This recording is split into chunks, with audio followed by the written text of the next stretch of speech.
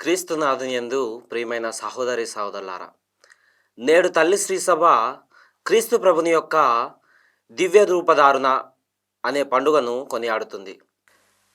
క్రీస్తు ప్రభువారు తన శిష్యులను తన వెంట ఒక ఉన్నత పర్వతంపైకి తీసుకొని వెళ్ళి వారి ఎదుట రూపాంతరం చెందుతారు.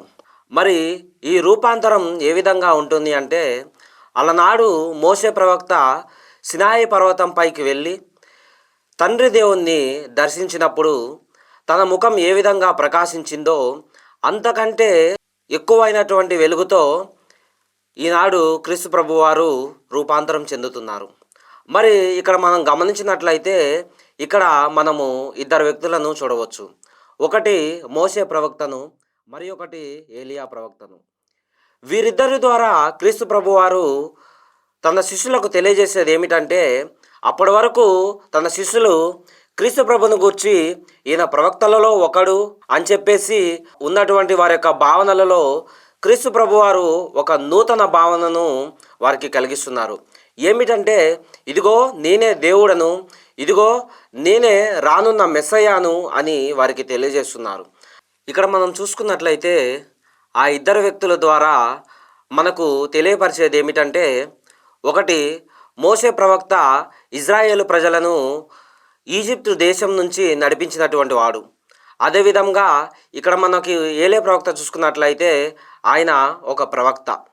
వీరిద్దరి కలయిక ద్వారా క్రీస్తు ప్రభువారు మనకి ఒక రకమైనటువంటి భావనను మనకు కలిగిస్తున్నారు. అది ఏమిటి అంటే, ఇదిగో రానున్న నూతన మోషేను, అదేవిధంగా నూతన ప్రవక్తను ఈ రెండు క్రీస్తు ప్రభువే అని, అదేవిధంగా చనిపోయినటువంటి మోషే మీదను, అదేవిధంగా బ్రతికి పరలోకానికి కొనుపోబడినటువంటి ఏలియా మీదను వారిద్దరిపైన అధికారం కలదు, వారిద్దరకు నేనే దేవుడను అని క్రీస్తు ప్రభువారు ఇక్కడ తెలియజేస్తున్నారు.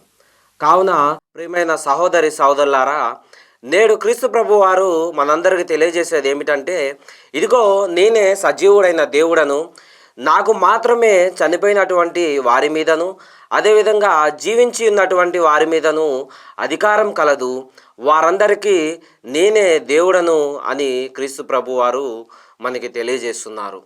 కావున ప్రియమైన సహోదరి సహోదరులారా, మనం కూడా క్రీస్తు ప్రభు గురించి తప్పుడు ఆలోచనలతో ఈయన దేవుడు కాడు, ఈయన దేవుని యొక్క కుమారుడు, అంటే దేవుని కంటే తక్కువైన వాడు అనేటువంటి భావనలో మనం ఉన్నట్లయితే, మన భావనలు తప్పుడు భావనలు అని చెప్పేసి మనము ఆత్మ పరిశీలన చేసుకోవడానికి క్రీస్తు ప్రభు వారు మనకిచ్చినటువంటి ఇది ఒక గొప్ప అవకాశం. కావున ప్రియమైన సహోదరి సహోదరులారా, ఈ యొక్క పరిశుద్ధమైనటువంటి సమయంలో క్రీస్తు ప్రభువే నిజమైనటువంటి దేవుడు అని చెప్పేసి మనం అంగీకరించాలని, అంగీకరించేటటువంటి మనసును మనకు దయచేయాలని నేడు మనం ప్రార్థించుకుందాం.